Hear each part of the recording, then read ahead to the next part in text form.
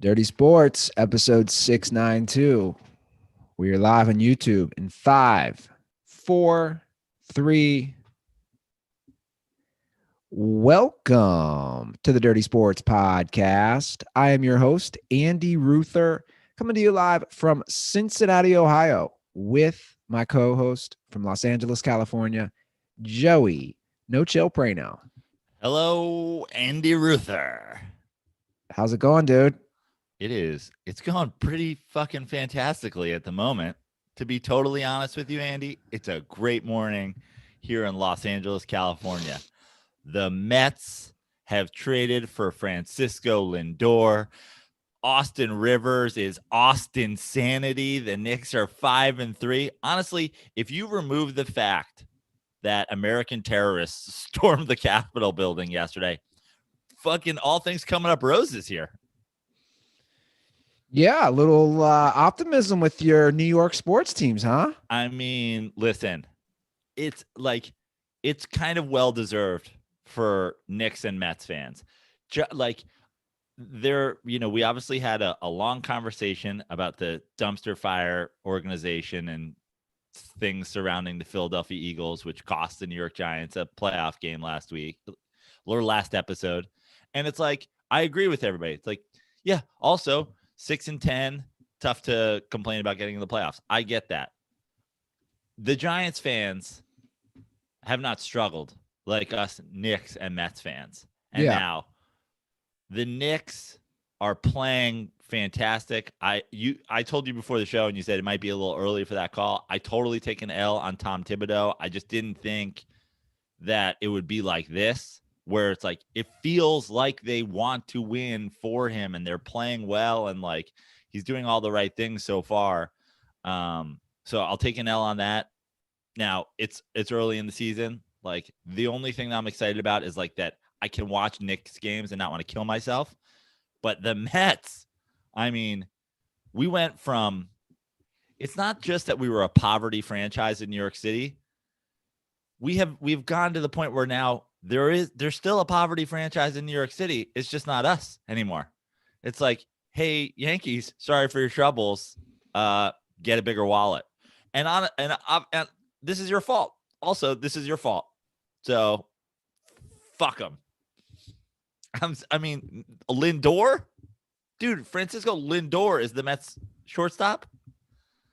So I guess the trade is Lindor and Carlos Carrasco from the Cleveland, whatever they're going to be called. Right. And the Cleveland Baseball Club. Yes. And you guys give up Andres Jimenez, Josh Wolf, not former comedian or not former Dirty Sports guest of the show. Comedian, you just canceled him. Yeah, no, I didn't mean to say that. Sorry. I meant former guest of the show, comedian Josh Wolf, and outfielder Isaiah Green. Who are these? Tell me. I don't know these guys. Who are these three guys the Mets are giving up? Are they anybody special? Unless I'm incorrect, I believe it's actually 4. I believe it's Ahmed Rosario, who was the Mets starting shortstop and was sort of our guy that came up a couple of years ago where we're like, this is our Lindor. He's going to be fucking, the man. He's our shortstop. And then Jimenez is also a shortstop, came up last year, kind of played utility infield, hit better, ran the bases better, was kind of a better all-around player than Rosario. So then it was, is Jimenez the guy who's going to actually be our shortstop going forward?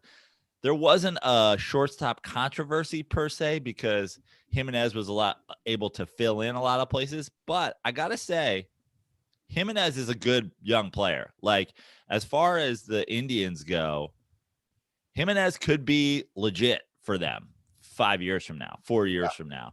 Rosario could be legit for them. Like, both of those guys have potential. The rest of the guys, the Mets, farm system was depleted. We don't have top 10 baseball prospects. You know what I mean? So the rest of the guys kind of moving. It's like, yeah, they're farm hands. But really, and I hate this because my teams have been this for so long, but this is a salary dump trade for it's like they didn't get back from the Mets, and sounds like they weren't going to get back from anyone because everybody knew that they were going to do this, the value that probably Lindor is worth. I like Jimenez and I like Rosario, but like when you're talking about you're building a team to win now, you have a new owner, you have to, inject some excitement. The idea of going out and getting Lindor is banana land. Yeah, like proven player. Steve Cohen is, he showed up and he was like, hey, there's a new fucking sheriff in town. Well, this is what he did. This is what he did. He walked in and he's talking it up, obviously, on Twitter. He walked in to the meeting. He put his dick on the table. Yeah. And he said, let's go. He's going full McConaughey in Wolf of Wall Street. He's just like sitting in a boardroom at Citi Field, like fucking losing his mind. He's like, I want you to bring me one all-star, and then I want you to bring me another all-star every 7 minutes until I either puke or pass out. Well, look, obviously it's great for you as a Mets fan, but I think it's refreshing. You know me, I'm so hard on the owners, just sports in general. It's just refreshing to have an owner who wants to win. Plain and simple, end of day, wants to win. He really did say something early on I forget if it was his press conference or in a statement or on Twitter, that was something that you straight up do not hear from owners anymore or ever, which was, listen, this isn't about making money for me. I make money at my day job. This is about winning a championship and delivering a championship to Mets fans. So this dude, when you think about it, it's like he has so much money, he could have bought a fucking resort somewhere and been like, this isn't about selling all the rooms out. This is about me having a place to go where I can fish and fucking whatever. That's essentially what he did. He bought it as a fan, and he wants to win for himself as a fan and for other fans. You just straight up don't hear that. And also the idea that you're rich enough that you can take financial losses on a baseball team if it comes to that. But the bottom line is, and this is why as great as Steve Cohen is, the Wilpons were even worse on the negative side. If you own a baseball team in New York City and you win, you're going to make a shitload of money. Yeah. So he just wants to win, but he's going to make some fucking money. You got to spend money to make money. The Wilpons were being poor assholes. Yeah. And bye forever. What's that, you guys? What's that song? Is that J-Rock? All I do is win, win, win. Yeah. That's his theme song. Yeah. Or that's what he's going for. And it's amazing. And they're contenders right now. And I don't think that they're done this offseason. Yeah, I don't think. I think you're right. I think Springer's next. I don't want to get too hopeful. I don't want to jinx it, but we have a call about that later. We'll get to. I think Springer's next. And then it's like, get the fuck out of here. I'm going to be. If you remember Andy Laz when Kevin Durant defected to the Warriors, if you thought that was smug, sorry for your troubles. Yeah. Steal a line from Andy Laz. You'll suddenly be loving that cheating Astros player, won't you? Yeah. And give me DHs in every fucking league. Fuck it. Fuck pitchers hitting. I've abandoned everything. It's a shame you probably won't get to see any Mets games. I know. And honestly, I tweeted that about the Mets or about the Knicks, and it's even more fitting for the Mets. Nothing is more Knicks than Knicks starting to get good as the world ends. Madison Square Garden is closed for business. Also, there's a coup to take over the country. The world's not ending. But the Knicks are fucking good. We're gonna be all right. You can just trust the Andy Ruther leading that, and just whatevs. We're gonna be all right. Yeah. That good old Constitution, I trust in. We have bigger problems here in Cincinnati at the Ruther household. What happened? We got a faucet situation with a hot water thing that can't be turned off in the bathroom. Can't be turned off? Yeah. So there's it can be. No, it's not water running. No, the water's been shut off in the entire house for coming up on 2 days. Okay. Yeah. because the faucet won't turn off? Well, basically, there was problems this summer.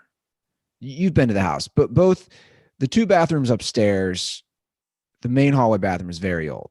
Like it needs to just be replaced. And all summer long, classic Walt. Shout out to my dad. Rest in peace, Walt. Every time I'm like, Dad, there's something. It's really hard to turn off the hot water valve when I shower. No, there's not.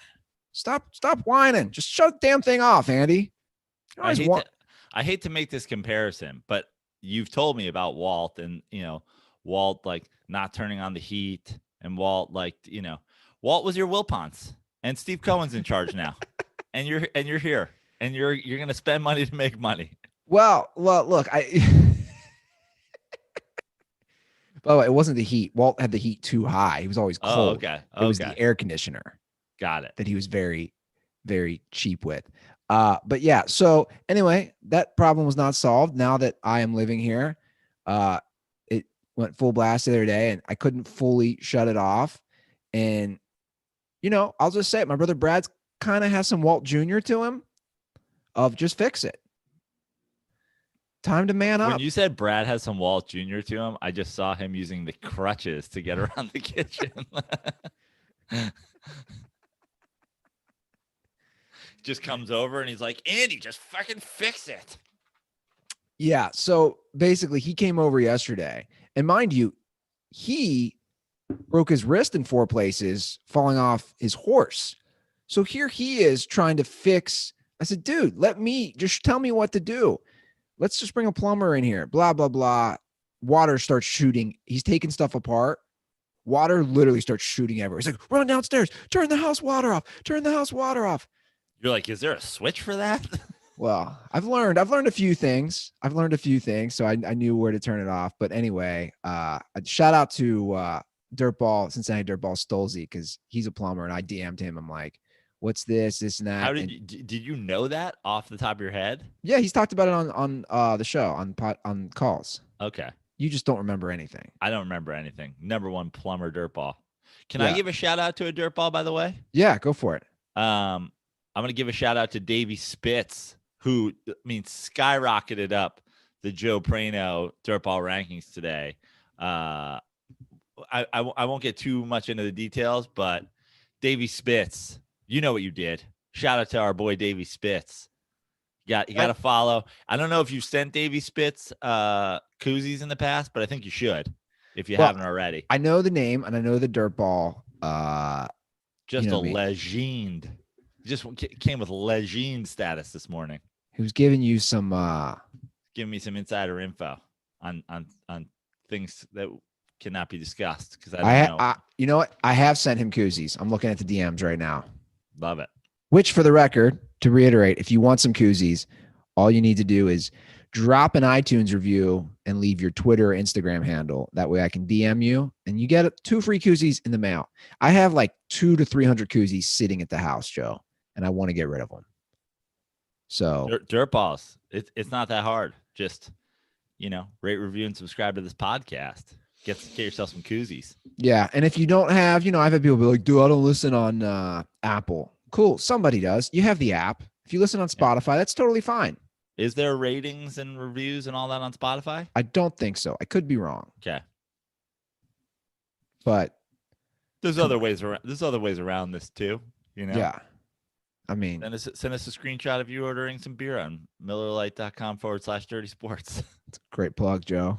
Thanks. It's a great plug. That's a professional. You've done this a time or two. I have. And if you guys are concerned that's a different URL link, just go to MillerLite.com/dirty sports. We'll talk about that more later. Yeah. We're coming up on 7 years, buddy, by the way. 7 years. Where has the time gone? The first episode was after the conference championships, NFL conference championships 2014. Yeah. Wild. Right? That was the, correct me if I'm wrong, that was the Sherman Gate, right? That was the Sherman interview. Yeah, with Aaron Andrews. Yeah. You were so turned. That's what I remember. We joke about you being a Seahawks fan. You were a Seahawks fan back then. You immediately went out and got yourself a Richard Sherman jersey. That is a good point. You're like, I love Richard I Sherman. was rooting for them so hard in that Super Bowl. Yeah. I loved that defense. God, that I was defense rooting was for fun. them. I was rooting for them in that Super Bowl. That was a bloodbath. You know where I watched that at? Where? Yeah.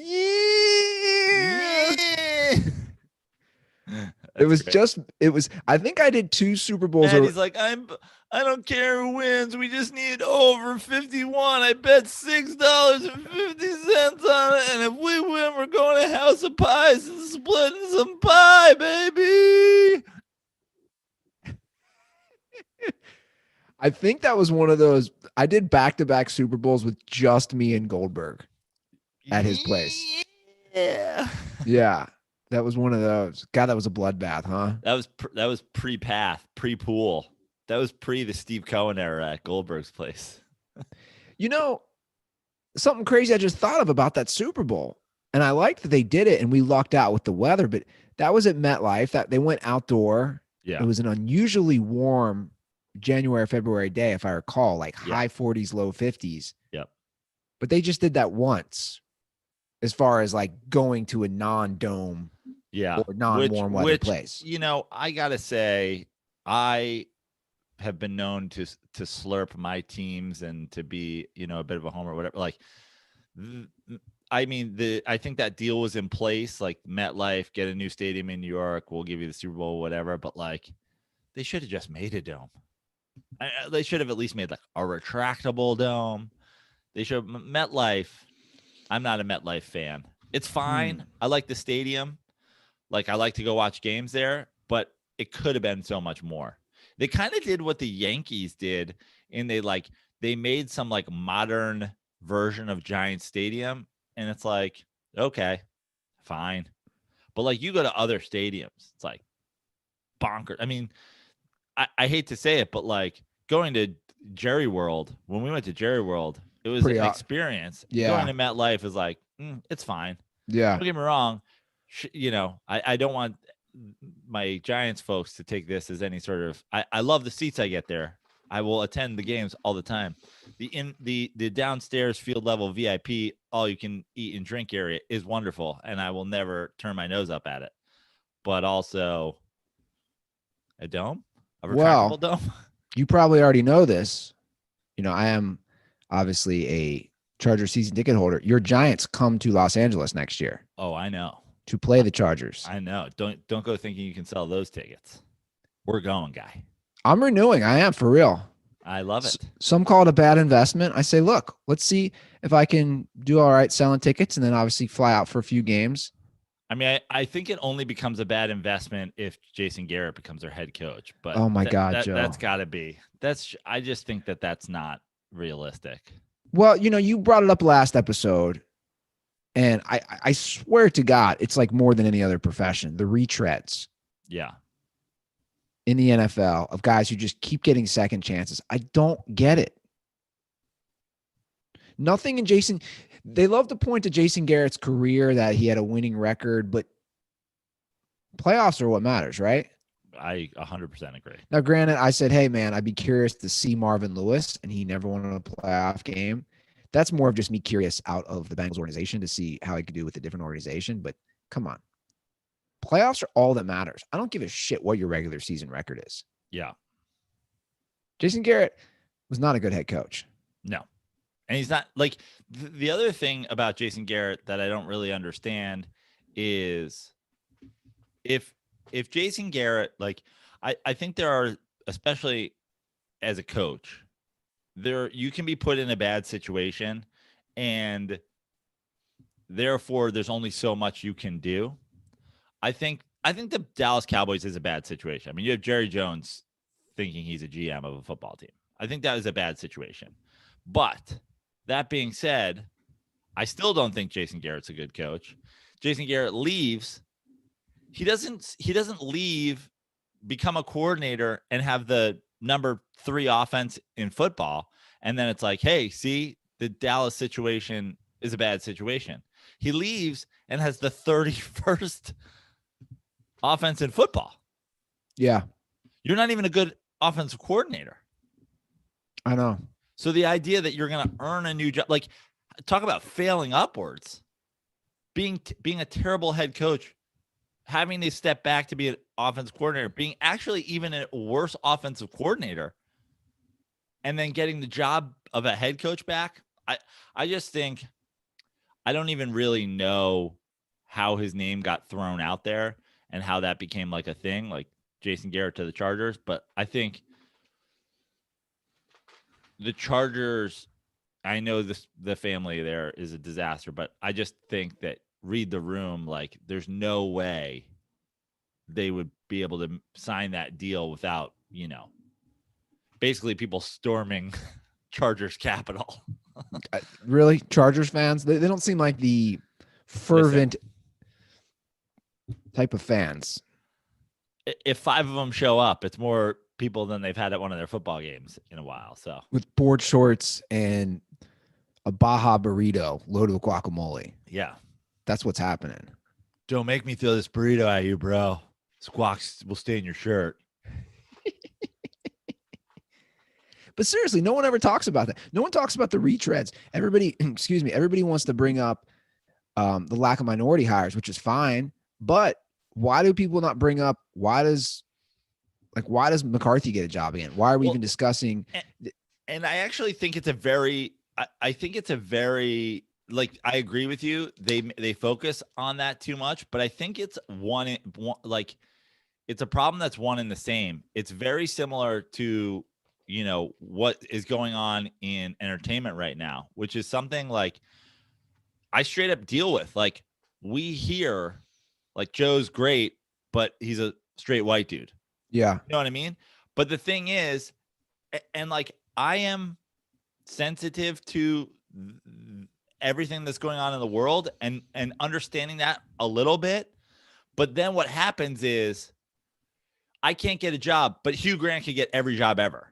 Sure. Mel Gibson could get every job ever. It's not that you're not hiring straight white guys because like the patriarchy. You're retreading the straight white guys who are responsible for this. Well, it's keeping that system intact. I agree. It's like if you're going to hire a new, young, innovative white coach over a black coach, you think you're making a good decision. But if you're hiring an old ass failure of a white coach over a black coach, now there is some like you can say it's a reckless and terrible decision, but you can also say like, yo, what the fuck? Is this kind of racist? Yeah. No, I mean, look, and the retread. Like, we don't hear, like, listen, Lovie Smith had a couple jobs, but we don't hear Lovie Smith every fucking time there's a coaching position open. Jim Caldwell, is he dead? Like, you know what I mean? His name is actually resurfaced on some of these. Yeah, it has. Doesn't mean he's gonna get a job, right? But again, I think even the retread transcends race. I mean, Art Shell was rehired. How many times was like Dennis Green? Like, nothing against these guys, but to me, I throw them in the Mike McCarthy same box of what are we doing here? Like, what are we bringing these guys back for? Right. Then that's why I brought up John Gruden again the other day of, I think he's turning things around somewhat, but, he's a retread. We're 3 years in.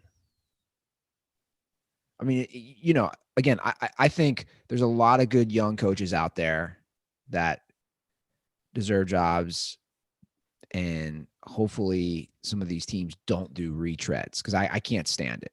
Yeah, I agree with you. It's boring and it doesn't ignite a fan base at all. And honestly, if you want to do a retread of any sort, and I still don't think it's a Jason Garrett type or a Mike McCarthy type or whatever, like, you better have a good reason for it. Like, I'm okay if you're like, this is our quarterback and he loves this guy and blah, blah, blah. You know what I'm saying? Let me ask you this, though. If we're talking retreads, obviously he's not been too successful at Michigan, but he really did have a good NFL coaching record. Yeah. Is the game past Harbaugh by? How is he if he comes back into the NFL as a retread?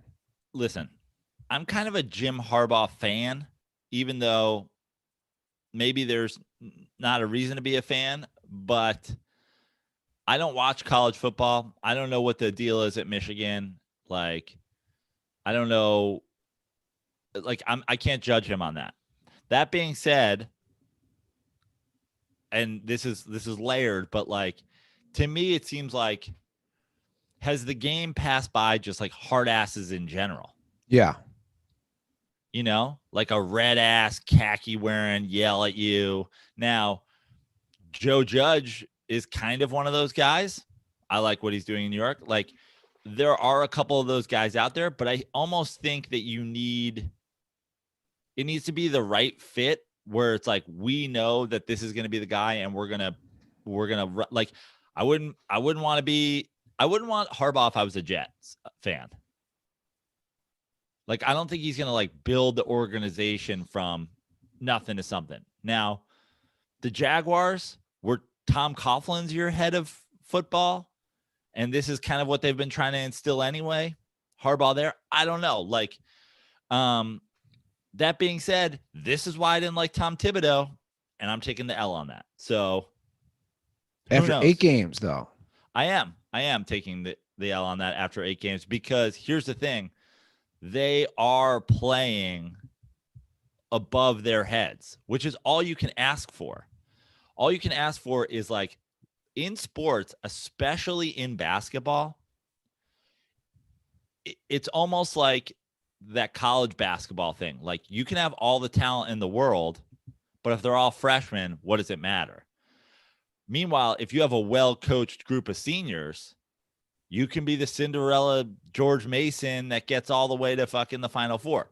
So that's what's happening with the Knicks now. They have a lot of vets. They have, like, I mean, Julius Randle's an all-star. If it happened, if there was an all-star game this year, people forget Julius Randle's 26. Yeah. He's 26 years old. It's crazy. It's like, it's almost like Julius Randle's like had a career, and his career's like, we're talking about a resurgence in his career. He's 26. Yeah. He's drafted in 2014, 7th overall pick by the Lakers. So for Tibbs to turn a guy like that into like for Tibbs to come in and for Julius Randle to reach the potential that everybody thought he would have is why it's like, okay. But here's the thing. I don't think Tibbs works if you have a guy who is a star prior to like him arriving. You know what I mean? He almost needs you to be needing a resurgence. Yeah. I don't think if the Knicks had traded for James Harden over the summer and it was all these guys and James Harden, it works. Because James Harden's like, fuck you, motherfucker. You know? So I don't know. That's a long response to Jim Harbaugh. I just think it's a matter of fit. Yeah. You can be a good coach with the wrong fit. You can be a bad coach. I think we've seen a lot of right fit, bad coaches. That doesn't work out as well. Yeah, I agree. And I like Harbaugh overall. So Michigan fans are probably like, oh, he's the fucking worst. Yeah. So Bradley, we're talking Knicks, so let's keep an NBA talk for a minute. So Bradley Beal scored 60 yesterday and they lose. Yeah. It doesn't even matter. I saw this stat I'm going to read. So the Wizards are now 0-3 in the last 3 games where Beal has dropped 50-plus points. So him scoring does not equal W's. Right. Because they are a trash team. I mean, listen, I'm a big NBA guy. Russell Westbrook to the Wizards was never going to be a fit. It was never like it's never going to work. It's almost like the Wizards at this point have become come put up a fun game. Like, yeah, it'll be entertaining for the fans watching on TV. Yeah. Like, they're not competing. They haven't competed in a long time. Even when they were competing, they weren't really competing. Like, I hate to say it, but like, it kind of goes back to like the Jordan. Like, Jordan was just there, not competing, like scoring empty points. People pretend it didn't happen. Yeah. He wasn't making playoff runs. He wasn't like whatever. Like that's kind of what bigger disaster. Sorry to cut you off real quick. Bigger disaster. The Capitol yesterday or the Wizards since Jordan took over? the Wizards since Michael Jordan was on the team. I'm just saying, since Michael Jordan joined the team, the Wizards have been a bigger disaster. With his feet up in like the owner's office. Yeah, right? Stealing mail before he goes to Charlotte. Yeah, dude, I can't remember in my lifetime ever. And we're talking two different names. The Bullets turned Wizards. Yeah. Why were they ever the Bullets? Wow, that's an interesting nickname. Why were they the Bullets or why were? Yeah, why were they the Bullets? I don't know. I mean, it's kind of fun. I like it. It's like the Washington Bullets. Like, I don't know why it started, but like to me, that's a fun name. And it's like you talk about the Native American name changes. Like they changed the Bullets a while ago now, and that's way less offensive to me. Oh yeah, no, it is. Oh, there's a lot of gun violence in DC. No one in the world knows that. I pulled it up. In 1946, the Baltimore franchise, because they started in Baltimore, was nicknamed Bullets after a nearby ammunition foundry. And also, teams love alliteration names.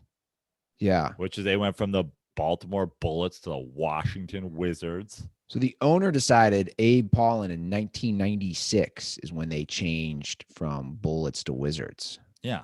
That's fucking 25 years ago. Yeah. So that's when they changed. Was there, so 96, so I would have been like a young little 15-year-old. I don't remember. Maybe I just wasn't aware. I don't remember the outcry as much. Then again, there was no social media. Right. I think we always forget that. Yeah. Like we didn't have every single douchebag in the world's opinion, and now we do. And also, can we talk about, like, can we have some outcry now? Like, what about the Wizard community? Like, they have to be tied to this dumpster fire franchise? Yeah, that's a good point. Harry Potter's out there saving fucking, whatever Harry Potter land is, and he's got to be fucking, he's got to deal with the Wizards. Have you seen a blemish on his name? I saw one. I haven't watched a single Harry Potter movie. And I read no books. Yeah, me either. Kids love that, man. My sister was obsessed. I think my brother, Mikey, that might be like the 7 books my brother has read in his entire life. If Mikey can't read it while he's on the toilet, I don't think he's. That does not surprise me a single bit. Yeah. What was he texting us yesterday? I was like busy doing something. He was texting us about how it was something about, he wanted you. It's actually pretty funny now I remember. He was like, Ruther, I know you love Jesus. He's like, how do you feel about like doing my kids' CCD homework for them so that they can like get confirmed but not have to study religion? I love how he makes me like the Jesus lover. Yeah.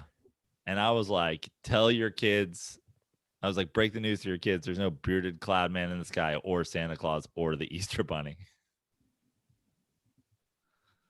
Yeah, I think I was on my last Christmas.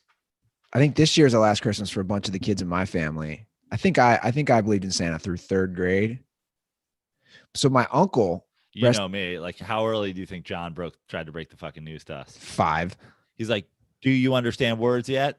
Yes, there is no Santa Claus. What a jackass. It was actually a big scandal. John tried to dump it on us like way early. Honestly, I think I was like 5 or 6.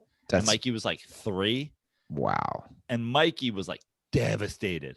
So my dad had to do this thing where he set up, like we talked about, Walter had it too, set up an old beta cam in our living room where we would have, Christmas. And a lot of times on Christmas morning, he'd film all of us opening presents and whatever. So he puts it on a tripod on the corner and he accidentally leaves it on and catches Santa Claus coming in. He made a Santa Claus like stick figure, literally like cotton balls and whatever on a stick, and just like did this by the fucking camera at night. Like awesome Lou move though. It was like out of focus. He's like, the camera's on. It's out of focus, but maybe it caught something. And then literally like a stick figure Santa Claus. And 3-year-old Mikey is just double fingering John. He's like, I fucking told you. Wait a second. Santa's real. I love it. So he didn't like dress as Santa. He used a stick figure that was Santa. Yeah. That's amazing. Yeah.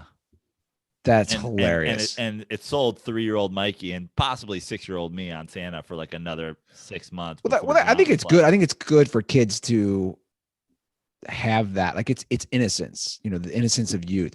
My uncle, rest in peace, my Uncle Dan, my dad's brother, told us that the Easter Bunny lived underneath his deck. And I believed that for years.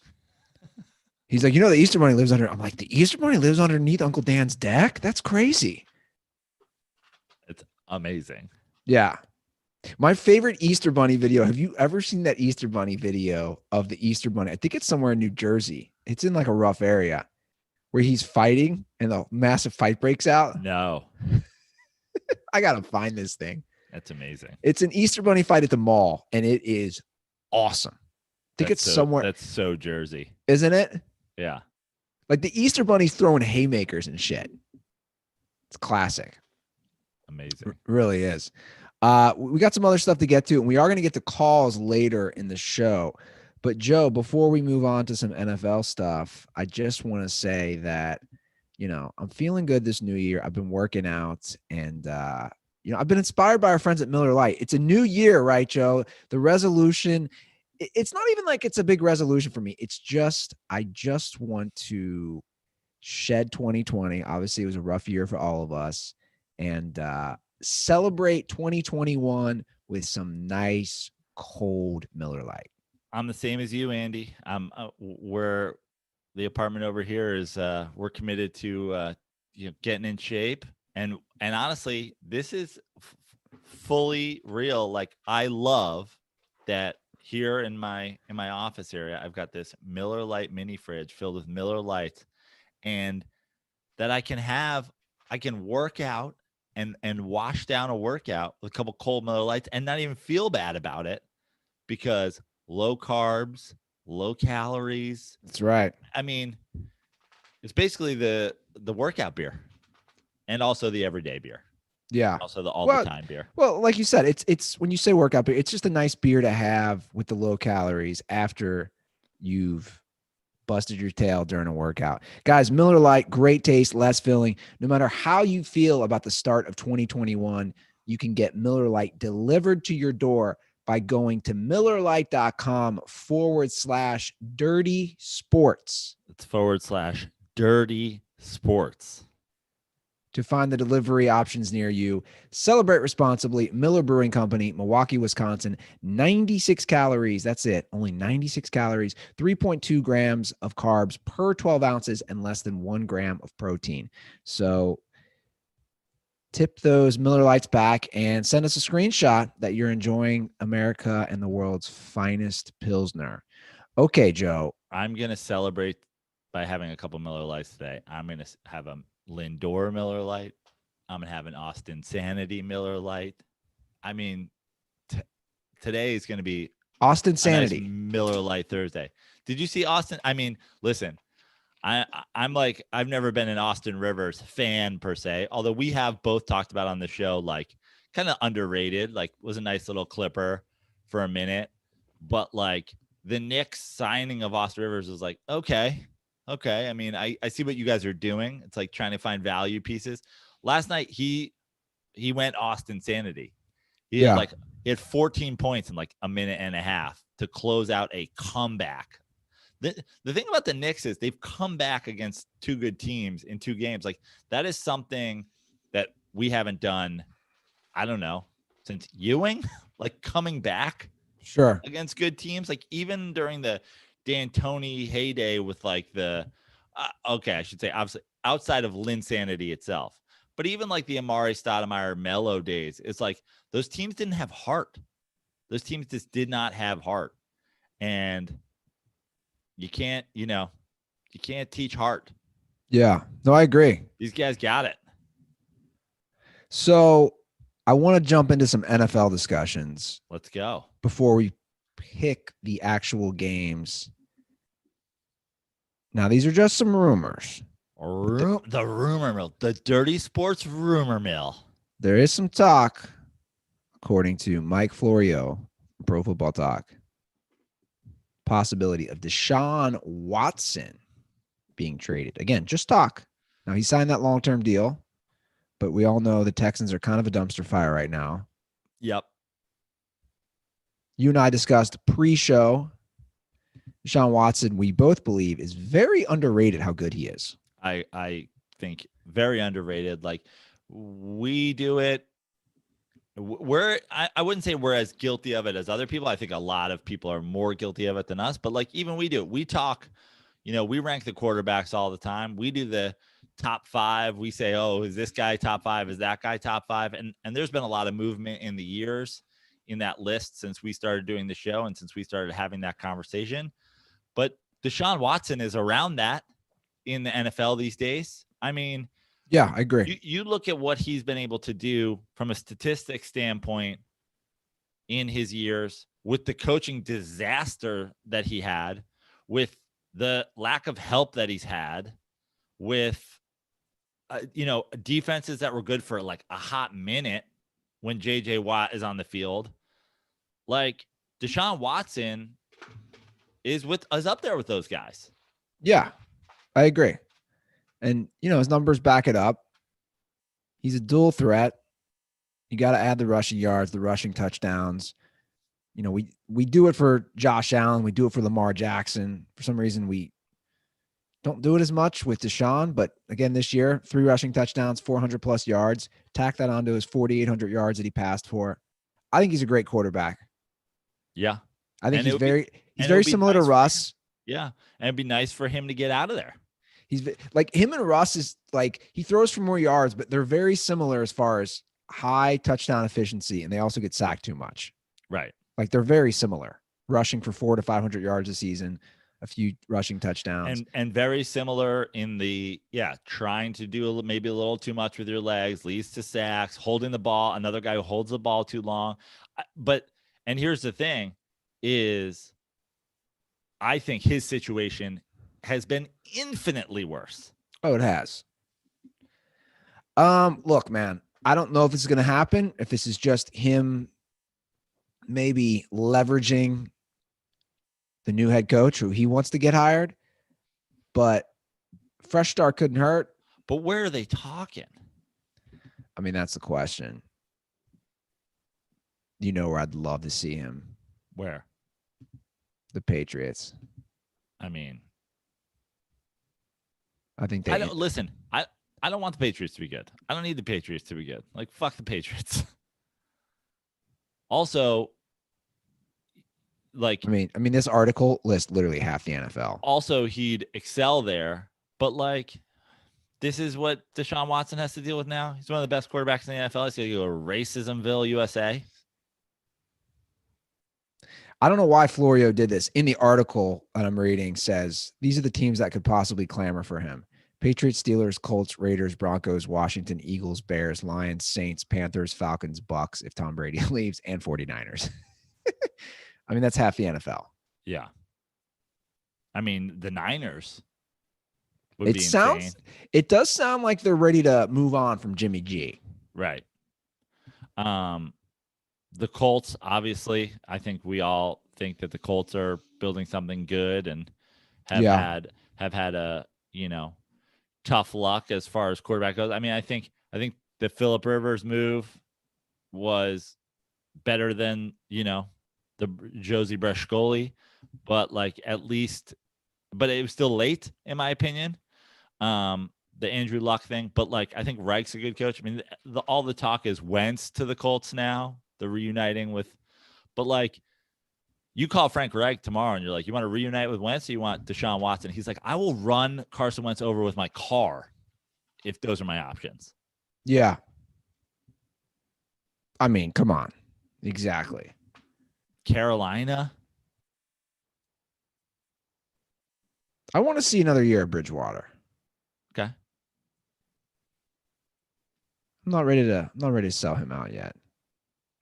I feel like a lot of people are, though. No, I mean, I just think it's like, you're going to do a rebuild. I actually don't hate like the rebuild with like the vet quarterback in place, but then the move has got to be the idea is rebuild and then turn it over to a young gun, right? Which if a younger gun and an elite quarterback in the NFL is available right now, that could speed up your rebuild. Now, are you ready to compete? And therefore you're ready to compete so much that you can take on that contract right now? I don't know. I don't know if Carolina is there. Yeah. Listen, the Daniel Jones thing for the Giants is like somehow they're not on that list. And I've by no means given up on Daniel Jones, but like I will if we get with Deshaun Watson. Sure. Because fuck him.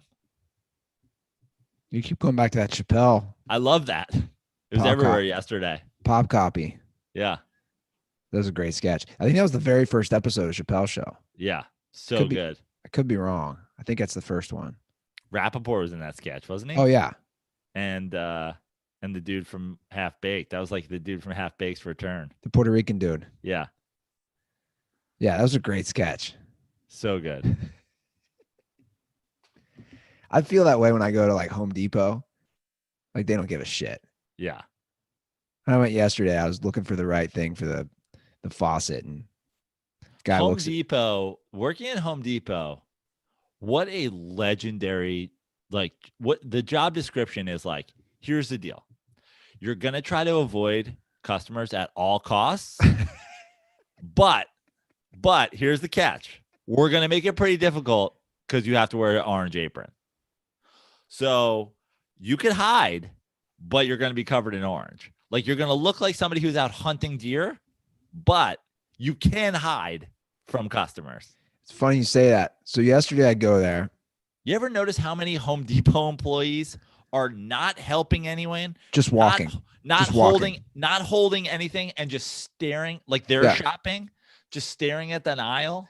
You're like, motherfucker, are you shopping or am I shopping? So I go yesterday and I got the one part, right, which needs to be replaced.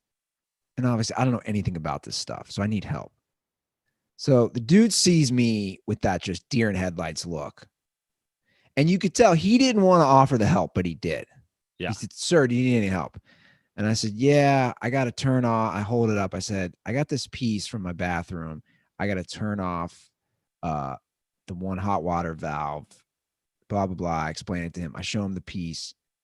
I said, "Do you know which piece it is?" And he looks at me and he says, "It's aisle 9. And then he just goes, "To be honest, I don't know." He goes, "But you know who knows this? Teresa." So he says, "That's her over." We're going to need Teresa over to aisle 5. Teresa to plumbing. He's like, "You go over to Teresa and she'll know." So I go over to Teresa. So I say, same thing. She's like looking down at something, writing something down. Like I literally have to like give her a hug. Like, I'm wearing a mask. She's wearing a mask, like you can't cough. Like you have to like bring a gift for Teresa. Yeah. Like, Teresa, I brought you this fruitcake in hopes that you may help me in the plumbing section. So I tell her my situation and she also doesn't really help me and sends me to the plumbing section. And then, there's 1,000 different little things. And I'm thinking, I don't fucking know. So I grab a few of them and I bring it back to Teresa because Teresa's not getting away from me at this point. It's like, "Teresa, you're stuck with me." And I say, "Is this the right one?" She goes, "Well, what's the brand of the faucet? Is it blah, blah, blah, blah, blah?" And I'm like, fuck, I don't really know. And she's like, "Well, you're going to have to know because then you're going to get the wrong part." So get this. I did figure it out. I called my brother and we kind of pieced it together. Come back home, it's still the wrong piece. So I'm going back to find Teresa today at Home Depot. I mean, do you remember when we did the McDonald's milkshake thing? And we got the calls and like we got deep in the belly of like McDonald's conspiracy theory. We got to do that. I know for a fact we have a dirtball that works at Home Depot. Oh, we need the phone call. We need to know, do you take the job because you don't have to help people? Or is there like a corporate directive not to help people unless they specifically ask you to help them? Like what is, because Andy, you and I have never been to the same. Well, actually, we did go to Home Depot. Remember when we drove around that cart? That was fun. But like, people who are listening to this are like, I live in Iowa, and that's definitely how motherfuckers at Home Depot act. Like, this is universal.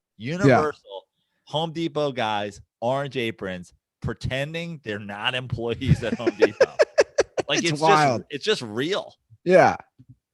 The McDonald's milkshake is always broken. Home Depot employees give zero fucks. They really do. They truly don't care. Imagine if they didn't have orange aprons, if they just had like little badges, you would never get help at Home Depot. Never. You're like, who's this? This guy's just sitting on a non-working toilet in the bathroom section. You're like, oh, you fucking work here, dog? Yeah. You'd have no clue. No clue at all. Hey, before we preview these games, I think you'd like this. I saw this little snippet real quick.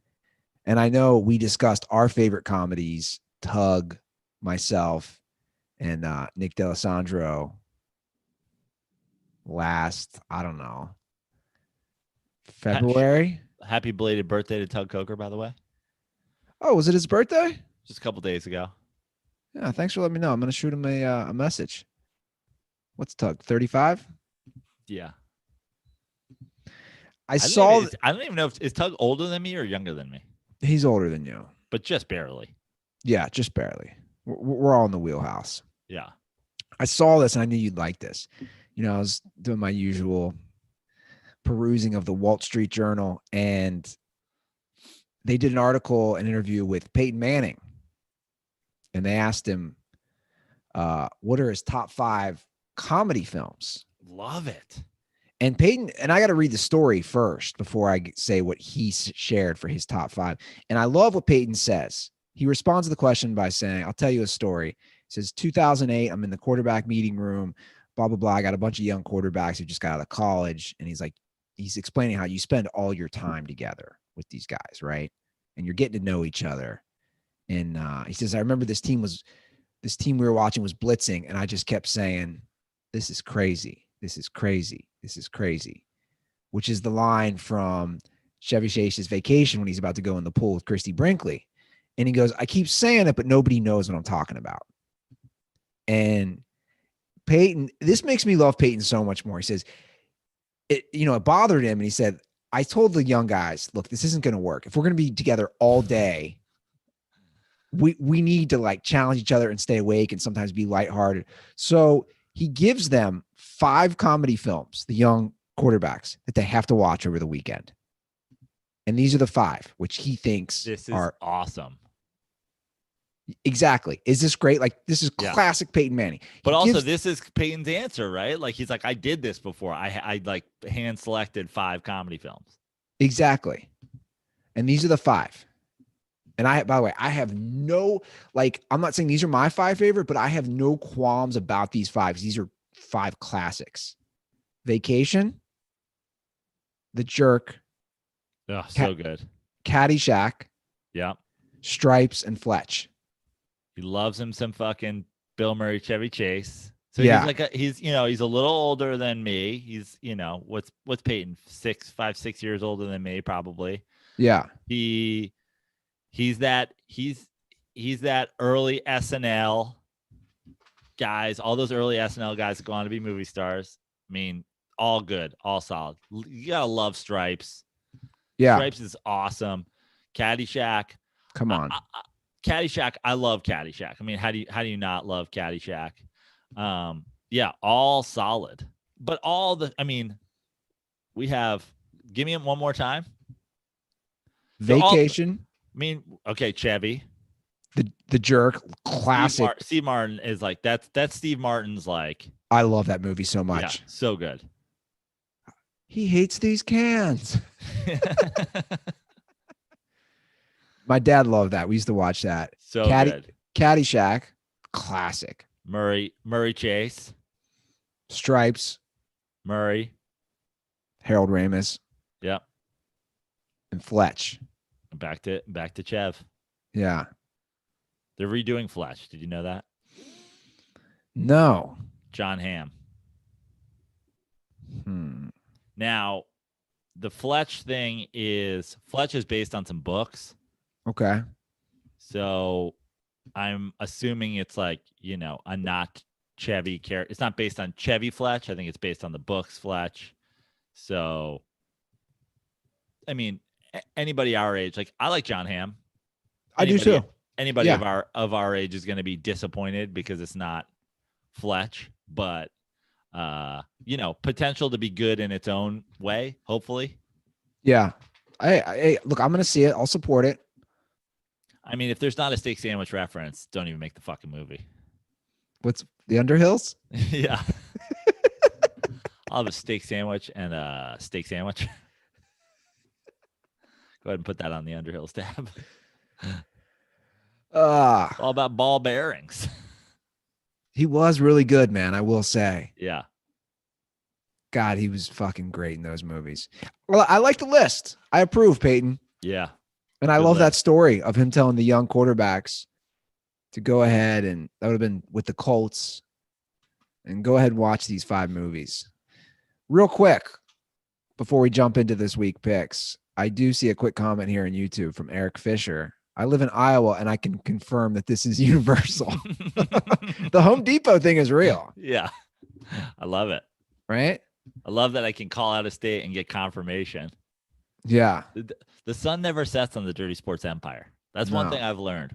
We got dirt balls everywhere. Yeah. We might have to make a world map and just start pinning dirt balls in it. I think we did that, didn't we? Did we? I love it. All right, so Wildcard weekend. It's going to be a fun one. We got 3 games on Saturday and 3 games on Sunday. Let's start breaking these bad boys down. I got to say, I am excited 3-3. Oh, yeah. That's awesome. Oh, yeah. I'm stoked. So first up, we have Colts traveling to Western New York, Orchard Park, where the Bills are 6.5-point favorites. Wow. I love the Bills in this game. I think the Bills win. I don't know what the money line would have to be for me to bet the Colts. That being said, I like the Colts to cover. The first football game, the fucking early CBS Saturday game, it's going to be close. Agree. I totally agree. I like the Bills to win. I don't like 6.5. Yeah. I like the Bills to win. And so we feel exactly the same about that. Yeah. And Josh, and I think the Bills are going to be tough to beat. Like, I could see a situation where the Bills win this game and then have an easier game next round. You know what I mean? Like they're like, yeah, we got that playoff groove. Yeah, and by the way, let's not forget, Josh Allen has played a playoff game. They played against the Texans last year and lost. Yeah. Didn't he catch a touchdown in that game? I think he did. So, he got that first one out of the way. I think the Bills to beat anybody right now. Oh yeah, man. You know me.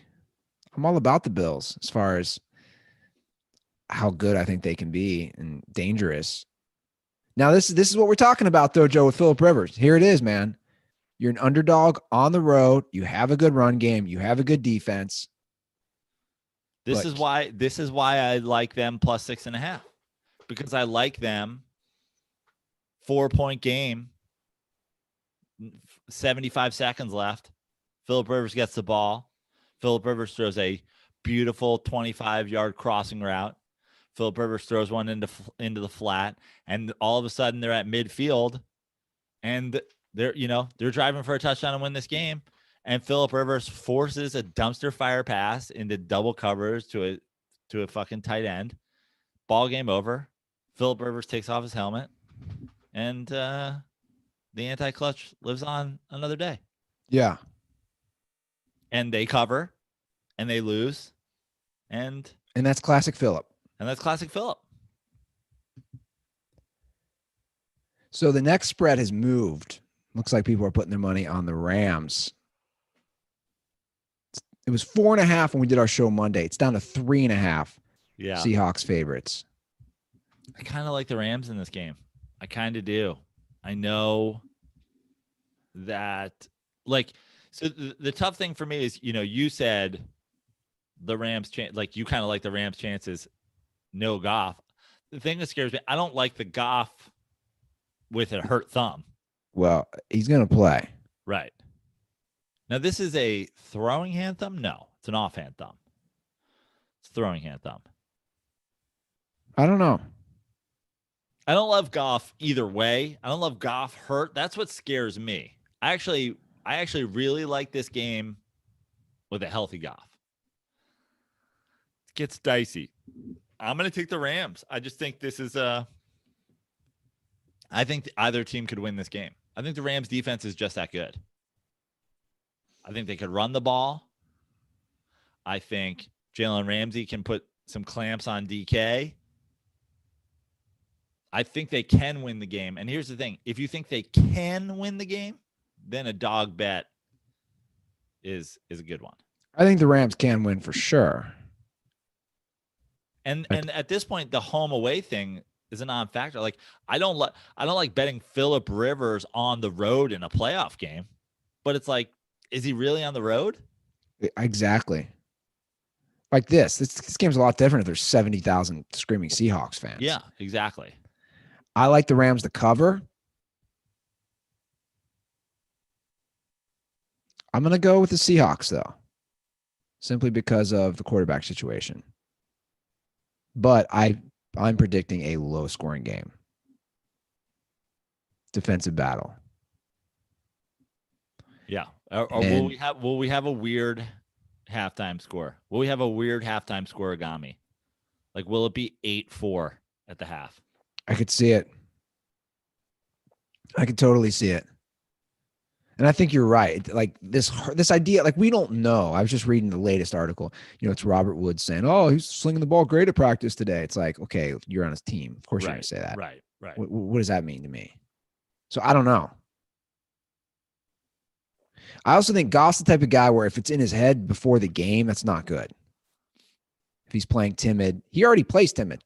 The reason I'm going with the Rams is, would you be shocked if the Rams win this game by 14? I wouldn't be like, holy shit, I never saw that coming. I'd be kind of shocked. I think it's going to be a close game. I think it's going to be a close game too, but I'd be pretty shocked if they won by 14. That's 2 touchdowns. I mean, 10 points, no. 2 touchdowns, yeah. This next one's real interesting, Joe, because the spread it's really big. The Bucs are 8.5-point favorites against Washington. This one's tough. Because they have a good D-line that could get to Tom Brady. And as we all know, that's his kryptonite throughout his career. Yes. And I am on the record as being like, give me the fucking team that the Bucs are playing in the first round of the playoffs. That being said, I don't like the juju that surrounds at this point was the charity case last week. Like Washington's had to deal with that as well. You got some weird Alex Smith knee injury, Ron Rivera cancer charity case. Now you're on tape after the game thanking Doug Peterson. Like, I'm gonna go with the Bucs. Can't believe I'm saying that. I'm gonna go with the Bucs, and then I'm also going to sight unseen see if I can find a place to bet against the Bucs next week, regardless of opponent. Regardless, I think it's Bucs win and cover against the under 500 playoff team, and then lose when everybody's like, "See, they win by 20 in Washington. The fucking Brady's back, baby." It's a tough one for me. It's just a big spread. I think the Bucs win, but 8.5 points. I agree. Here's the thing, though. We're not getting a backdoor cover, right? No. Let's keep one thing in mind about this Washington team. And I agree. Their defensive line is great. That could give Tom Brady problems. The biggest issue about the end of the Washington Eagles game is that they didn't cover that fucking game with Nate Sudfeld not being able to take a snap. He couldn't catch snaps. Like, they did not play well. Like, the issue with that game is people go, "Oh, Jalen," like the Eagles were going to win the game. They almost won the game fucking anyway. Well, you're kind of convincing me. And now I start thinking about the Bucks also have a really good defensive line. I'm going to go Tampa wins and covers. I'm going to agree with you on this one. And I want to bring something up. Shout out to Dirtball Chance Maxon, who we had an exchange over koozies, and then he brought up a point about talk OBJ. Talk about regal names. Chance Maxon? Are you the villain in like an 80s skateboarding movie? I don't know if I can win. Chance Maxon's 3-time defending champ. Yeah. He'd be a good character in Cobra Kai. Yeah, exactly. Oh, shout out to Brett Ernst back in the show. I know. Brett Ernst, the return of Ernst. And giving him some funny stuff this season. Yeah. I only watched, I think, 2 episodes. I've watched, I think, 8. He's in 3 or 4 of them already. Okay. Yeah. How many are there total in the season? 10? 10.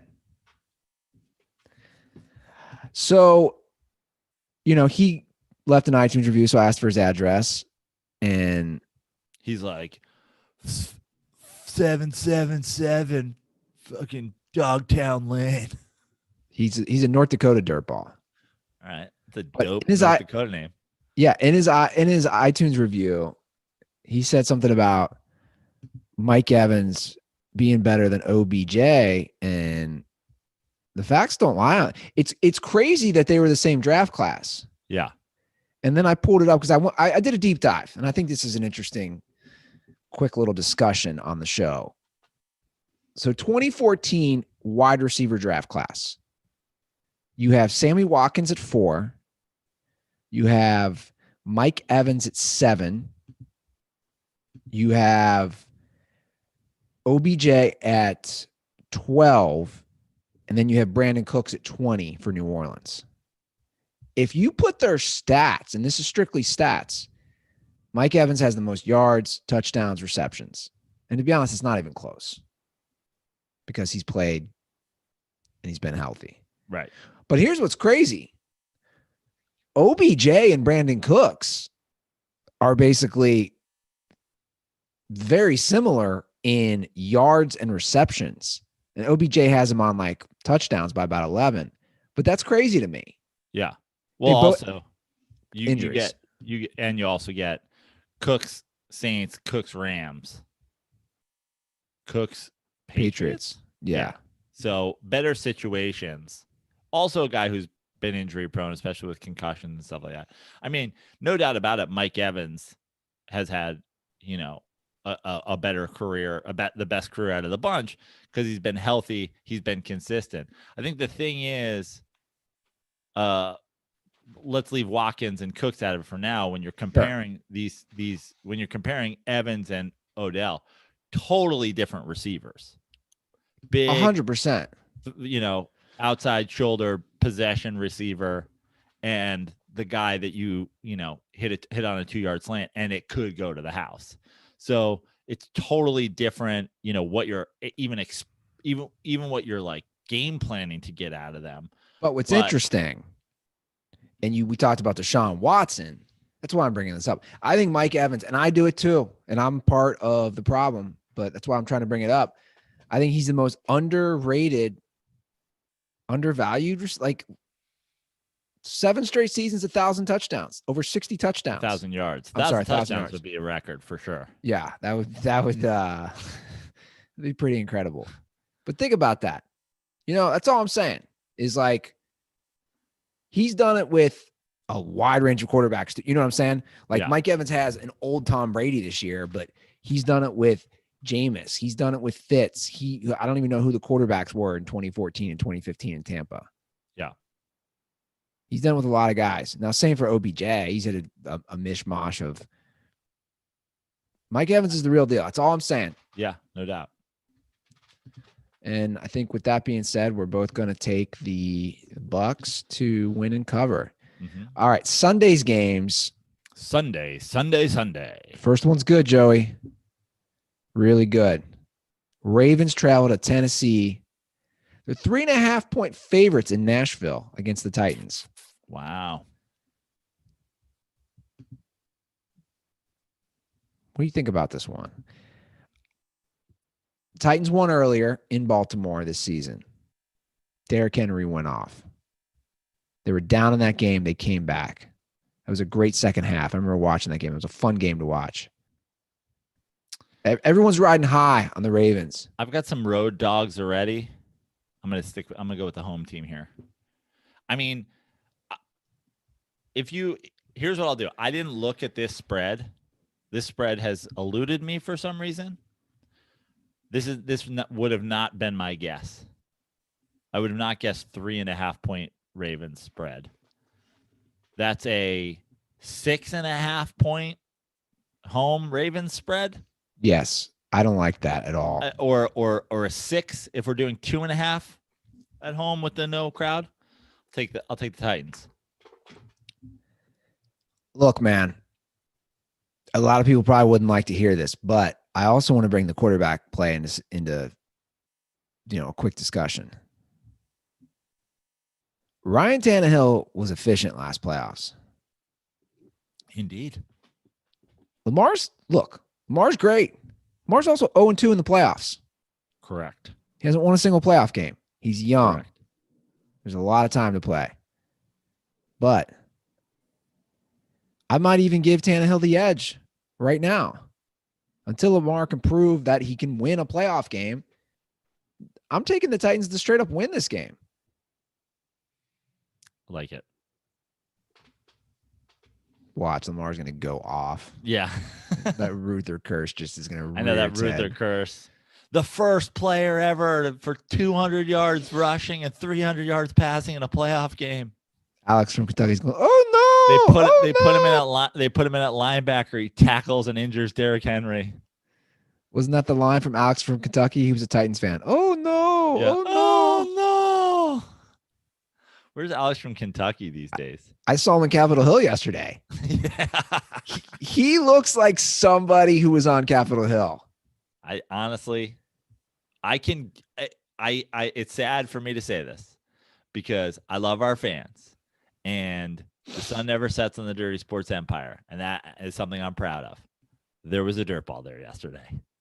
For sure. Oh, you're guessing? For sure. Or No, I'm guessing.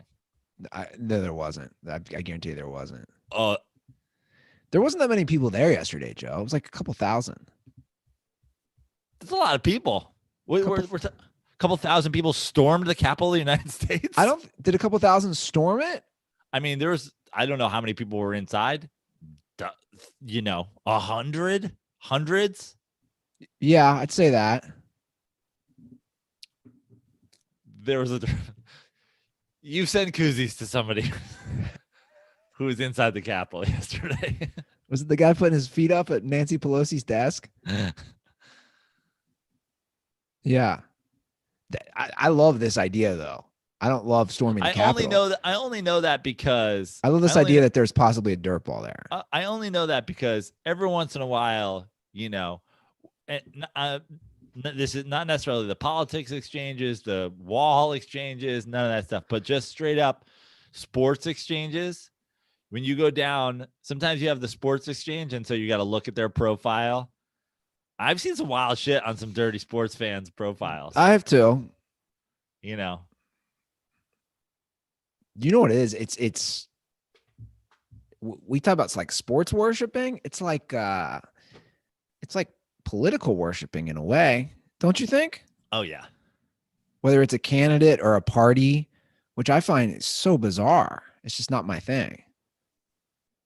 Right? Yeah. Like it's like a deep, man, I'm just thinking a dirt ball. I mean, you're a terrorist basically. Basically. Yeah. You to lay siege on the American Capitol? Yeah, you're a traitor. Yeah. 100%. Which we used to hang people for. Just saying. Oh, my brother was so worked up. I knew he would be. Was your brother like, hang these motherfuckers? Oh, Brad. Yeah. Give me my gun. Oh, yeah. You don't betray the U.S. Constitution. But then he was like, your brother's Captain America. He was like, no, but I can't do that because I'm busy. By the way, speaking of Brad and bringing it back to Home Depot, I might have to go to Home Depot with him. And that's not exactly the best place for people wearing masks. Yeah. Yeah. I'm almost a little scared what he's going to do when he sees people without masks. I almost feel like, and I know he wouldn't do it, but I almost feel like if there was ever a return of the Dent report, just you and Brad, just weekly updates of Brad. He loves Cobra Kai, by the way. Great.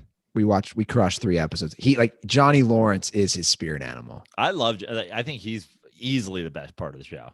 100%. Yeah. So funny. All right. Bears Saints. Wow. Spread keeps moving. We're up to a 10-point Saints favorite. Wow. So I was going to say before, love 3 games a day, right? Don't love that an 8-8 Bears team is in the playoffs. Like that's the trade-off. Yeah. I don't know. Like for me, and it kind of goes against the 8.5 point thing, but like I feel like playoff games just like when do we get first round playoff blowouts? Like blowouts. Like, do you think this Saints team shown that they're gonna blow anybody out lately? I'm taking the Bears to cover. I think I am too. I'm gonna do it. I hate this. I don't like this. I don't even think this Bears team should be in the playoffs. I think the Bears team more than the Washington team is the argument that extending the playoffs is. This is what it's going to come down to. I think the Bears defense will play well enough to keep them in the game. It's going to come down to Mitchell Trubisky throwing a pick 6 or a bad fumble or whatever it is. Yeah, I'm with you. That's what it's going to come down to. I agree. Is Trubisky going to spot the Saints an easy 7, 10, 13 points, whatever it is? But like as opposed to Washington, kind of love backdoor Trubisky. Backdoor Mitch. Yeah, sounds like a great gay porn name. I know. Backdoor Mitch. Backdoor Mitch coming to you from Asses on Fire. 2 guys, 1 fumble. Oh, my God. 2 picks, 1 fumble production. Backdoor Mitch. Shout out to, speaking of Mitch, our boy, Maniacal Mitch. Ananda. I shout him out, but I shout him out in a negative way. Hey, Mitch, how about a heads up from 2 days in the future that the Mets traded for Francisco Lindor? I mean, what's going on out there? How about some word from the future, my dog? Australia's looking really nice right now to live at, right? Yeah. Dirty in 2022. Let's get over there. Yeah. I bet it's really hard to get a visa. Oh, yeah. Not Barbados, though. Australia doesn't want anything to do with us. Remember Barbados, bro? Yeah. I wonder if they extend that work visa. I could use a little Caribbean islands. Although I'm adjusting to the clouds and the overcast every single day. You're adjusting to it like you like it? No, I'm actually adjusting to it. Yeah, it's fine. I want that beach soon, though. Well, you're always welcome to return to California, Andy.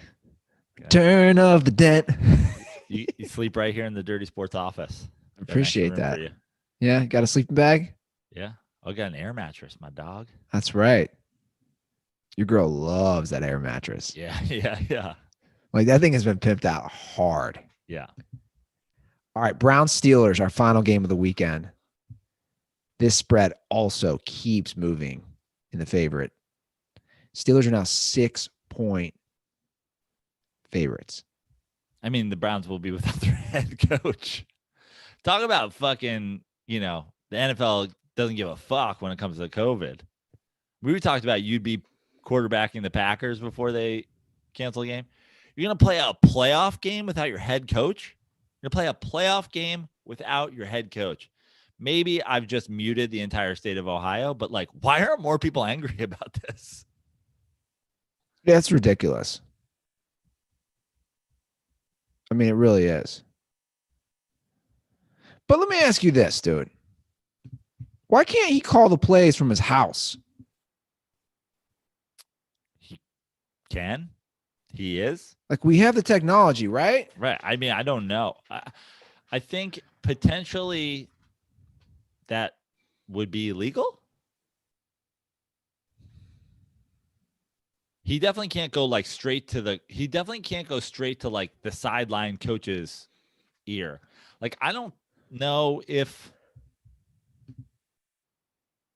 Like, isn't this like Patriots? Like some guy who's sitting in the front row of the opposing team sidelines, calling the defensive coordinator's box in Bill Belichick's system. Like, isn't this? Haven't the Patriots literally been fined for this plan? Some guy off-site phone calling in. It's got to be illegal. Yeah, you're probably right. Yeah, but I don't know. I don't care. 6 points is too much for me, Joe. I think this is where we're going to differ. I don't love Pittsburgh. God, it's tough because I don't love Pittsburgh. Do not love Pittsburgh. But they don't have a head coach. I know. I still think the Browns cover. I'm going to go Pittsburgh. Okay. I don't like it. I don't want it. Will we get any new Baker Mayfield progressive commercials on this playoff game? Probably, right? I imagine we will. Roll some out. I like them. I don't care what anybody says. I like those commercials. I like the Baker Mayfield Hulu ones even better. And it makes me like Baker more because I've been very critical of Baker, and I've said this. Yeah. I think they're funny. I think he's funny in them. I think like he acts it out well. Yeah. I want to give him props. And you know what? You're a fan of Baker Mayfield's acting. Well, you know what? And I think his real life wife who plays, I think it works well together. Baker Mayfield is the new Jim Brown. Like, he retires after 6 seasons to just become a full-time actor. I don't hate it. I don't hate it at all. Looking forward to these games. All right. Do you want to get to some calls? I would love to get to some calls. All right, guys. We'll do DirtBall calls today. Hotline is 310-359-8365. Drop us a call. I usually play them all. There's one I can't play this week because it wasn't the best connection. So I think it was somebody from Indiana. But, yeah, mostly if you guys have a good call with a good connection, I will play it. All right. So let's get the intro song back. Dirtballs, dirtball calls. Yeah. Dirtballs, dirtball calls. Dirtballs, dirtball calls. We got the dirtballs, dirtball calls. All right. First up, we have let's bring it back to this one. This was for you earlier in the show. Okay. What's up, Andy and Joe? This is Adam from beautiful southern Indiana, the heart and center of the quality of life, and where it's just ever abundant. Joe, I've got a question about the Mets. I know you've been talking about George Springer, and I love him. So I think he's looking for like a 4 or 5 year deal. There's just speculation. I don't even know if it's true, but a lot of people are saying Trevor Bauer had his whole run-in with all the Astros players and everything, that he wouldn't want to play with anybody from that team. And then he's also said in the past that he only wants to take 1 year deals, which also, I mean, everybody has their price. But so my question is, would you rather have Trevor Bauer on a 1 or 2 year deal, or George Springer for like 4 or 5? Let me know what you think. Condoms are for my St. Louis Cardinals, who don't do anything but cry poor anymore and refuse to sign any big names in the off season, and all they like to do is trade away players who become all-stars for other teams, which I have tons of proof on that if you'd like me to, follow up. But anyway, stay dirty, boys. Enjoy 2021. So the George Springer thing is complicated in terms of the moving to other teams as being a part of that, blah, blah, blah, blah, blah, blah, blah, blah, blah. But like at this point, everything I know about like the majority of big leaguers now, maybe Bauer has put himself in a position where he's like, I just think separate from like it being a whole team thing, and Springer certainly hasn't done the Carlos Correa thing of like being outspokenly like fuck off, everybody does it, all this bullshit. I just think like, dude, if Curtis Granderson went and played with Chase Utley, like I don't think anybody cares about Springer. Now Bauer might be different. To answer his question though, the Mets get a new catcher this offseason. They trade for Lindor this offseason. When you talk about baseball teams and something that a lot of good baseball teams have in common, it's strength in that up the middle catcher, shortstop, center field. Springer, 4 to 5 years, puts the Mets in a position where we finally have a good defensive center fielder. We have a great bat in the lineup, and it's an extended thing. From a pitching standpoint, you're playing 1 out of 5 games. Like, it's going to come up big in the playoffs, and it's going to be, but like in the end, the value of a center fielder versus one single pitcher is not even close. Also, the Mets are now in a position where their owner is like, I don't give a fuck. Let's do whatever. So going out and getting a player at the deadline is going to be a lot easier to get some starting pitching that comes out of nowhere. You know, some pitcher that has a great season who's on a team that isn't competing. You go out and get a starting pitcher at a deadline like the Yankees always did. Like a million World Series teams have done. Go out and get a pitcher at a deadline, and then you don't have to pay him the Trevor Bauer money. I love Trevor Bauer. I hope Steve Cohen goes, why not both? But if it is a why not both, give me George Springer. Yeah. I mean, you make pretty good points there. Thank you, Andy. And I also think there's no way Trevor Bauer signed a 1-year deal. There's no way. There's too much money on the table. His agent's not going to want. Look, everybody wants to make more money. I would love Bauer to the Mets. And if Springer signs with the Blue Jays today and the Mets sign Bauer, I'm not going to be like, oh, no. I'll be like, it's fine. We'll figure out center field. But if you're making me choose between the two, I'm going to choose Springer. Yeah, it makes sense. Unless Trevor Bauer hears this, in which case, I love you. Please come to the Mets. Thursday. Oh, so Thursday's real. Thursday's real. All right, let's do an NBA question. Joe, Andy, number 1 Minnesota farmer, DirtBall J, coming to you, spreading Christmas cheer, a.k.a. cow manure. What do you think about this Lakers team? Wesley Matthews, 6 to 6 on 3-pointers last night. And funny, they were all wide open. Like Joe says, if you can an open 3-pointer, you will have success on a LeBron James-led team. And Schroeder, my goodness, the Schroeder guy, he is another playmaker. So LeBron doesn't have to do all the playmaking and creating, which I think is good. I'm just really excited about this Lakers team. Not so excited about the Timberwolves. They got a guy who brings his own food to the hibachi grill, and Anthony Edwards, so can't be too good. Stay dirty, boys. Andy, I'm gonna let you start because he specifically said Andy. I think he just knows that you answer the calls, but I'll let you start anyway.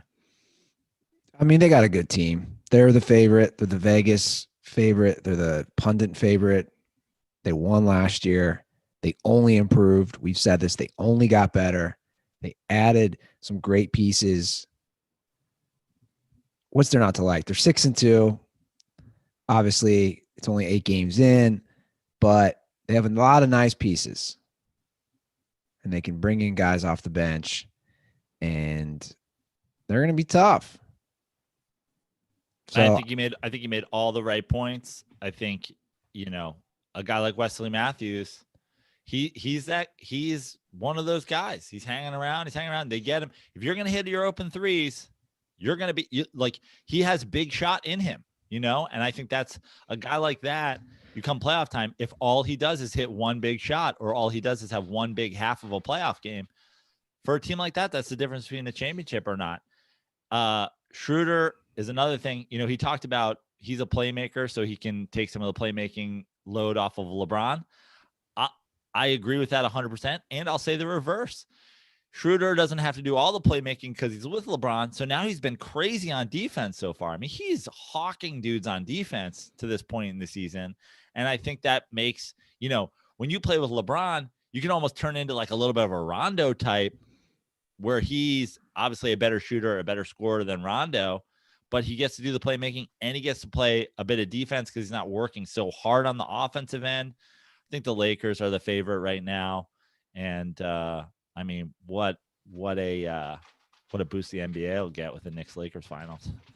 Wow. I'm just kidding. Did you see what Shaq said about LeBron? No. Like in the last week or two? He's not Superman, but he's definitely a superhero of some sort. I don't know. I don't know which is his favorite. Maybe wasn't there a black Green Lantern? Maybe he like a Green Lantern, a purple lantern. There was a discussion with him about the greatest of all time. There can only be 5 Supermen. It's me. It's Dwight Howard. It's Clark Kent. It's Christopher Reeves. He said, so for Shaq, he basically listed 2 things for LeBron to basically become the GOAT. Okay. It's taking over Kareem's scoring title. Which will happen, barring anything terrible. And it's him achieving as many titles as Jordan. So if he gets 6 and he breaks Kareem's title, those are Shaq's benchmarks? That's what Shaq's saying. Shaq was like, at that point, what can you say? He's got as many titles as Jordan. He's got the scoring record. Like, what can you say? Yeah. It is an interesting point, though. If those 2 things did happen, he's, like you said, barring injury, he's going to break. It's really like, I don't know what you can argue from the other side. Yeah. It's just going to be that Jordan was 6-0. Cool. Shut up, boomer. Yeah. Okay. Back to Capitol Hill real quick. Of the people who stormed, 100% think Jordan is the GOAT. 100%. Like 100%. 100%. Like the Venn diagram of people that storm the Capitol. Yeah. And think Jordan's the GOAT. Can we call this episode Jordan MJ Slurpers storm the Capitol? No, I do not want to do that. Maybe. No, 100%. Absolutely. Right? Absolutely 100%. Yeah. Yeah. All right. Our final call is for you. It is a non-sports question. And I always like non-sports questions. Yeah, and our hotline is always open to non-sports questions. Yeah. That's the one thing we love. Like you guys do, it is a choose your own adventure. If your call is good, your question is good, your comment is good, we can go down any path you want here. So please, if you work at Home Depot, give us a call. Yeah. If you were a dirtball on Capitol Hill yesterday, give us a call. If you're a dirtball that is a LeBron is the GOAT stan and you're on Capitol Hill, wow. If you're a LeBron stan charged to the Capitol, work at Home Depot, you can be the third host of the show. Yeah, I agree. Can you imagine if there was a picture of a guy wearing a LeBron jersey with the Home Depot uniform, the apron over it, while he was in Nancy Pelosi's It looks office? like he's nude underneath his apron, but it's just because he's wearing a sleeveless LeBron jersey. Yeah, I love it. Storming the Capitol with a MAGA hat. All right, Joe, let's hear your take on this. Hey, fellas, it's JT from Jersey, long-time listener, coming at you with a, I guess, controversial question. So I go to college in Massachusetts, and in Massachusetts, everyone drinks iced coffee from Dunkin', no matter the weather. It could be fucking 10 degrees, and we're all getting large iced coffees. So my question is, large, iced coffee or hot coffee? What are you thinking here, fellas? I know Ruther is going to just say, coffee, or whatever the hell he's going to say, but, Joey No Chill would like to hear your opinion. Condoms are for Joe Bartnick and the Sideshow Network. Oh. Shots fired. I'm an iced coffee guy.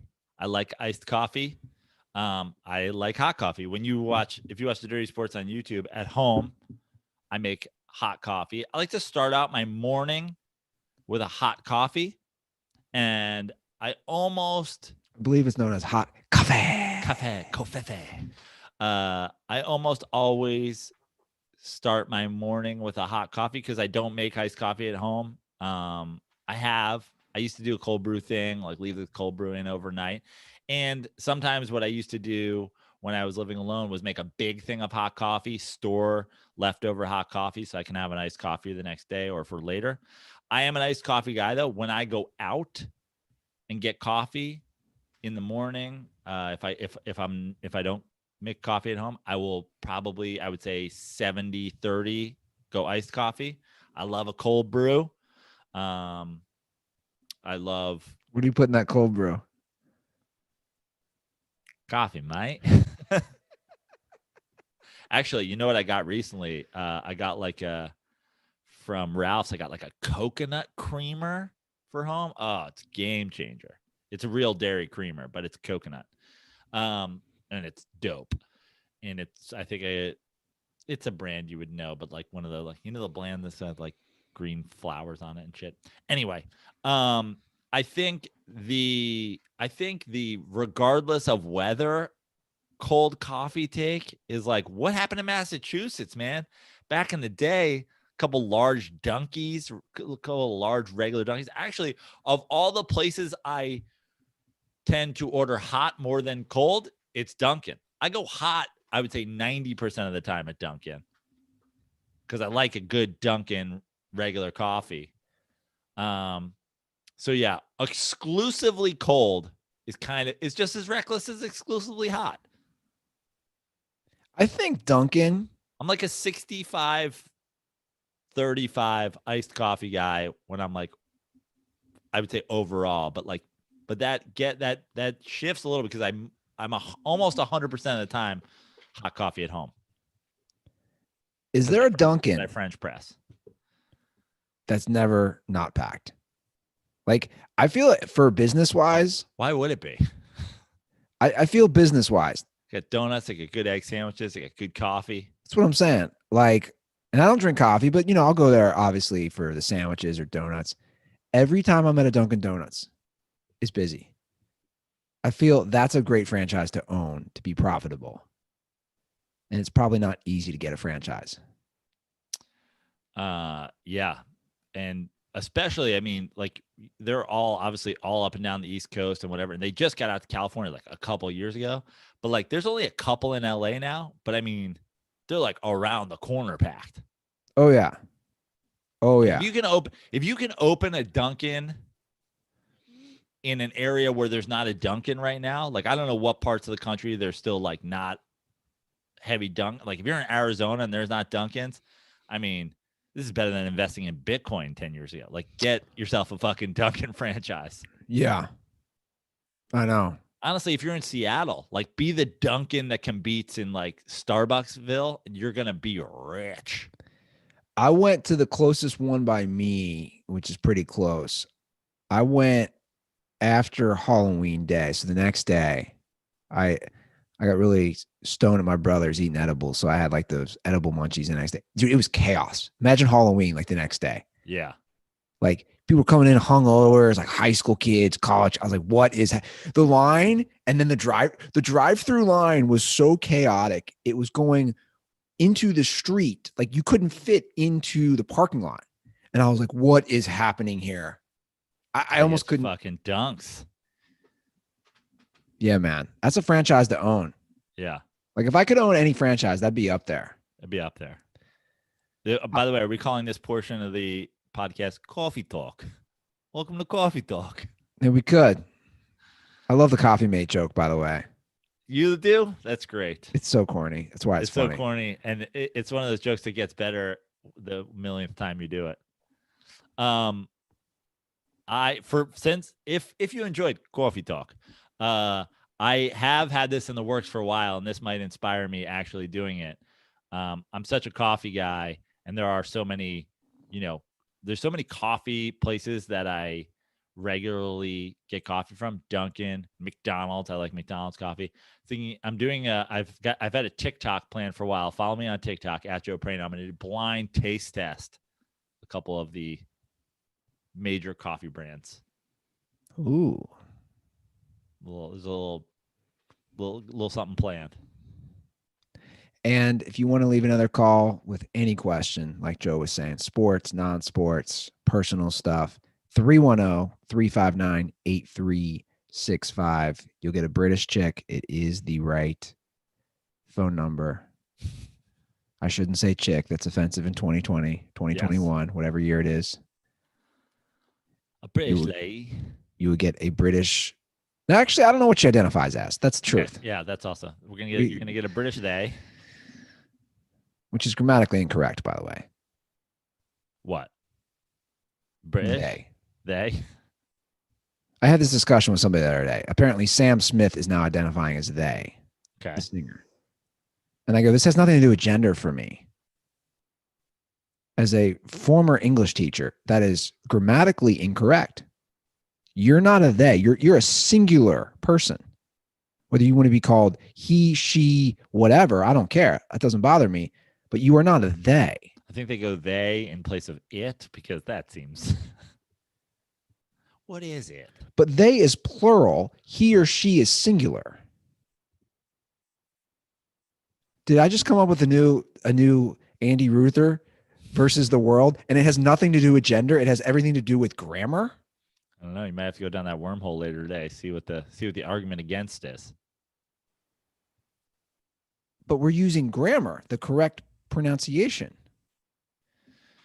Anyway, I got too much time on my hands. Guys, follow us on Twitter and Instagram at The Dirty Sports. You can follow me and debate pronouns with me and the correct grammatical usage of them at Andy Ruther.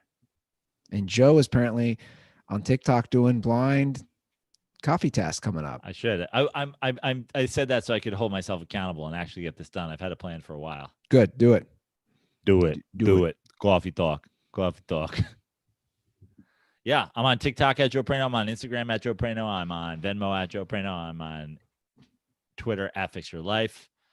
I am here for all Mets signings and trades. Let's go. All right, Dirtballs. I'm going to drop you one piece of advice. If you're thinking about it, do not go to the Capitol to storm it like a terrorist. That's just the only thing I'm going to say. And if you do work at Home Depot, my other piece of advice, just talk to the people who need help. If you're feeling really antsy, you feel like you want to go be a traitor to your government, just do a little more research and figure out all the stats are there. LeBron's the GOAT. All right, guys, have a great weekend. Enjoy NFL playoffs. They're here, and I am ready to watch them.